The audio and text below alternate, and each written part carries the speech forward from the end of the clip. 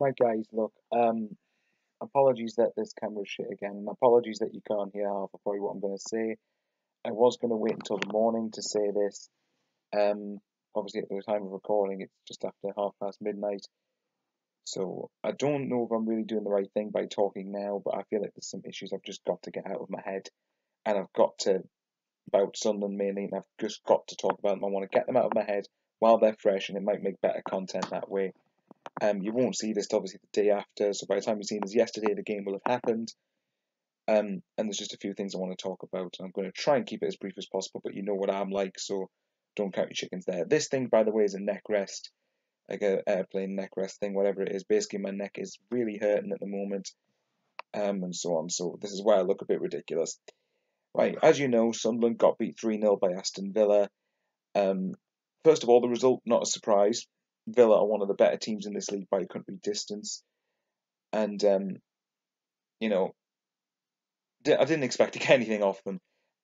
But I have a huge issue again with the way that we just lost. And I think particularly after the second goal, we just heads dropped. We started strolling, walking across the pitch.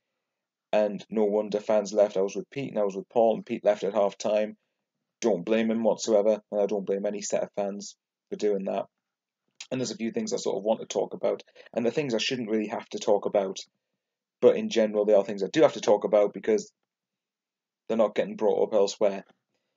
Right, first thing, it is one thing completely for players to say that they want to fight, they're going to fight, they do the basics right, and all that shit.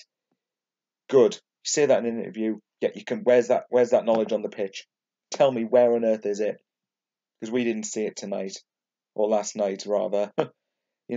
Steele, useless for the first one. Corney gave the ball away, defending sloppy again. Second one, pathetic defending from a set piece. And the third one, we just gave up, and Oviedo just put the ball in the back of his own net. And it's quite funny because the Sunderland Snapchat account basically said, fancy another screamer tonight, Oviedo. And then it was the notification that Villa had gone 3-0 up through an Oviedo own goal. How ironic was that? It's embarrassing. And you guys must be so sick of me coming on here and saying the same shit every time, but it's literally getting to the point now where how much can you take? Literally, how much can you take? I've just resigned to myself to the fact that we are going down, and I still stand by the things I've said in the past, that I think it is absolutely embarrassing that we are in this situation, and it is embarrassing to me that we are in consideration to go into the third tier of English football. And the sad thing is, people's livelihoods, sometimes even my happiness, is dependent on Sunderland results. That is pathetic. It's absolutely pathetic. I acknowledge that. But sadly, that's the way it is. You just can't switch off from football. You just can't. As much as I really wish I could, I can't. And I do have other interests as well. But I just don't see I can switch off from it. I care too much about the club and I'm a mug for it. I'm a moron. I'm a muppet. But so as many fans, we want this club to succeed. And it's sad seeing fans turn on each other for daring to have a different opinion sometimes. Um, one of the things I wanted to say as well, those players look like cowards, blatant cowards out on that pitch tonight. Well, last night again, I keep mucking this up, but I don't care at this point. They kept mucking up on the pitch. They were strolling. They looked like they were half-arsed. They couldn't be bothered to be there. Fight for the shirt, like the basic things they should be doing. You don't need to be a good footballer to know how to fight for a badge. I've said in the past, and I'll say it again, this isn't trying to be emotional blackmail, and I'm pretty sure people hopefully will understand what I mean when I say this.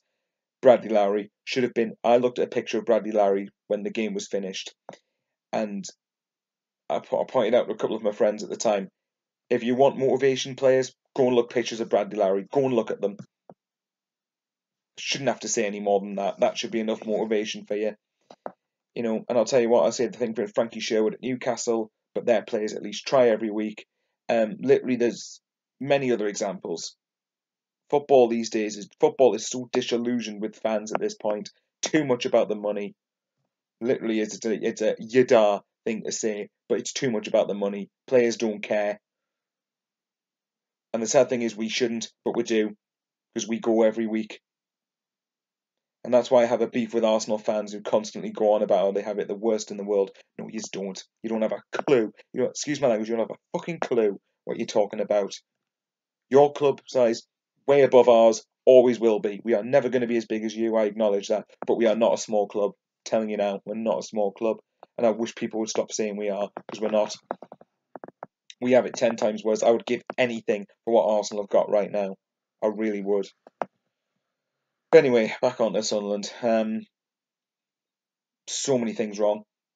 Players just look, once again, no one stepping up to take responsibility for anything.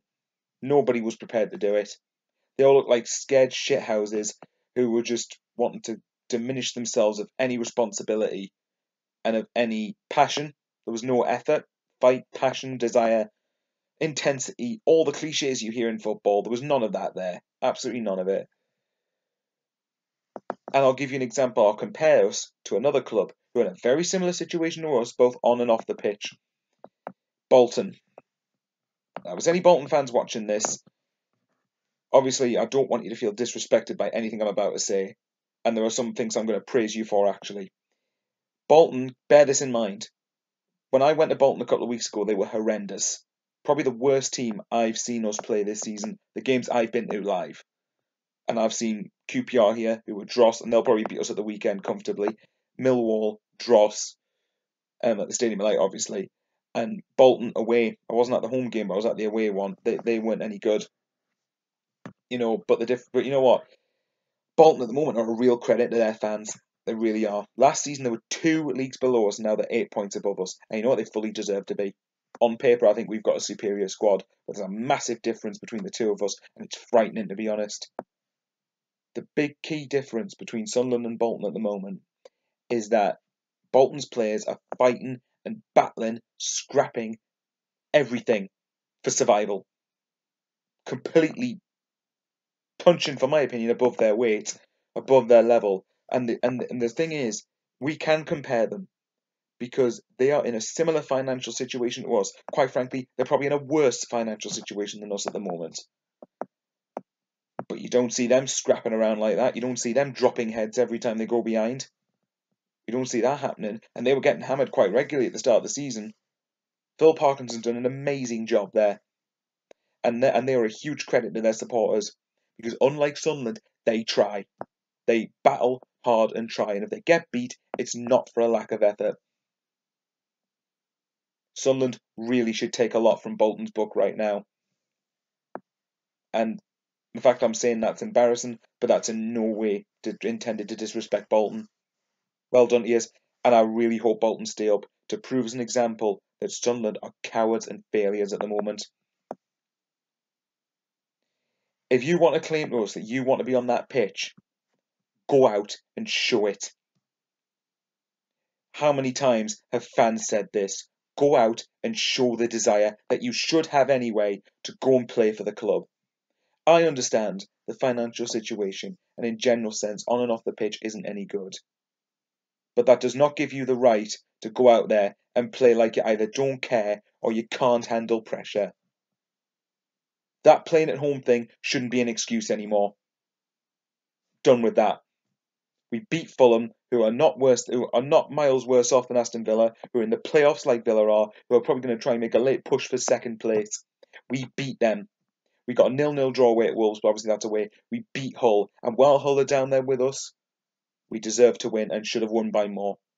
We've won at home now in the last couple of months, twice. There is no excuse for me anymore. There is only one direction that we are heading in at the moment, and that is League One. From this point, if we keep playing like this, not a chance we will stay up. And I'm prepared to bet you probably at latest, by probably when we play Norwich, Reading or Burton, by then we will be mathematically down probably. We are literally sleepwalking to relegation. And if you thought last season was the worst it got, Christ, this season takes last season and makes it look good by comparison. I hope Chris Coleman is here long term. But I am starting to get a bit sick of some of his tactical decisions. I'm not going to try and attach too much blame to Chris Coleman, but he isn't blameless at the same time. The big factor that needs to go is Ellis Short.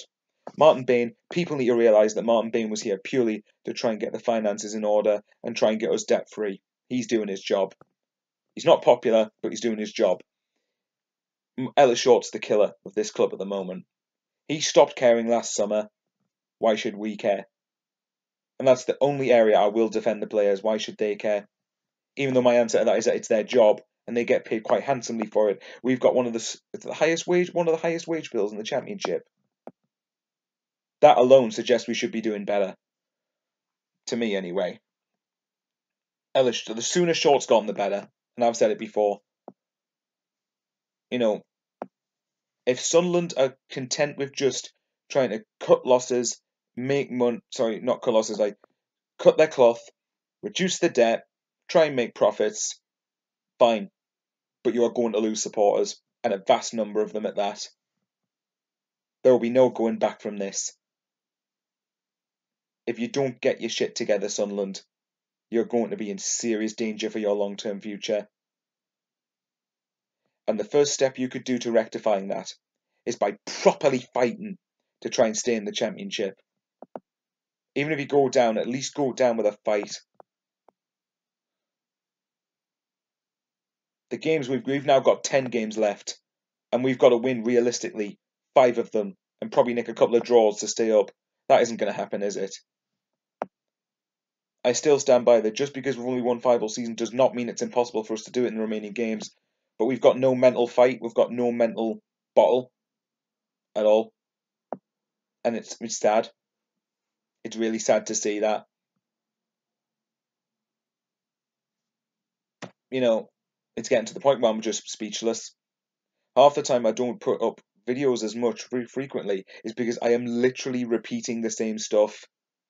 And for you guys, that would be boring as hell to watch. There's only so many times you can repeat the same stuff before it gets deflating. And you just can't be bothered.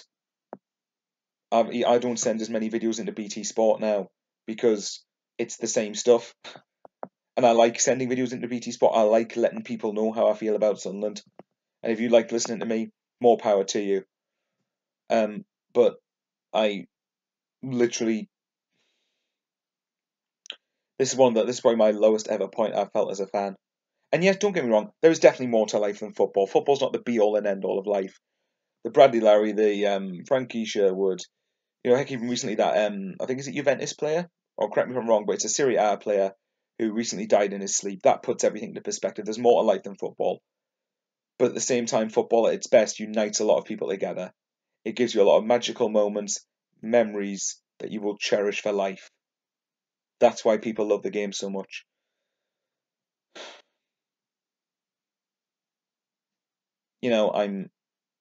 I keep getting stunned on what to say. Like I said, I didn't expect anything from Villa, but I at least expected us to show the professionalism and attitude to fight. And like I said before, Bolton, tremendous credit to their supporters. Bolton, unlike us, deserve to stay up and will stay up. We won't. All we've got to hope now is that the 2 shittiest teams come down with us in the hope of getting back to the Championship. I'll tell you now, as well, for me, whatever league we're in next season, the aim's got to be to get promoted. Then Championship, obviously far less likely to happen. There comes a cut-off point where you don't tolerate shit. I didn't expect to go straight back up this season because the Championship, while I don't think it's a good league, it's competitive and it's come leaps and bounds since we were last in it. League One, for me, there's no excuses. I'd demand Sunderland come straight back up. We shouldn't even be in the contention to be in that league. I'd expect and demand that Sunderland put the effort in to come straight back to the Championship. The big thing, though, like I said, Short has to go. At one point, he cared enough to put money into the club, but he's fucked off ever since. He hasn't shown the passion for it, and to a small extent, I can't blame him, considering all the checks he's had to write out when people have wasted money and made crucial mistakes. And yeah, I do appreciate to some level that he's writing checks to keep the club afloat. But, boo-hoo, he's a billionaire. Forgive me if I've lost sympathy with him. These fans deserve so much better, as I've said before. As I've said previously, we deserve so much more, and the sooner he goes, the better. It has to be to the right owner, don't get me wrong. And there probably will some people be saying, be careful what you wish for. To an extent, yeah, Ellis Short could easily leave, but he doesn't. You know, he keeps writing the checks out, and it's just, if he can find us the right owner, the right buyer that is prepared to take us to the next level and wipes off the debt that's owed to him, I'll respect him at least on some level for that. But I don't think there's a single fan now that wants Short to stay. If there is, they're an extreme minority. I will leave it there. Like I said, I was going to wait until I've had some sleep to do this video. So obviously by the time you watch it, it'll be the next day. But I just had to get my thoughts out while they were still fresh in my mind. And hopefully it's made at least less shit content for you. See you guys later.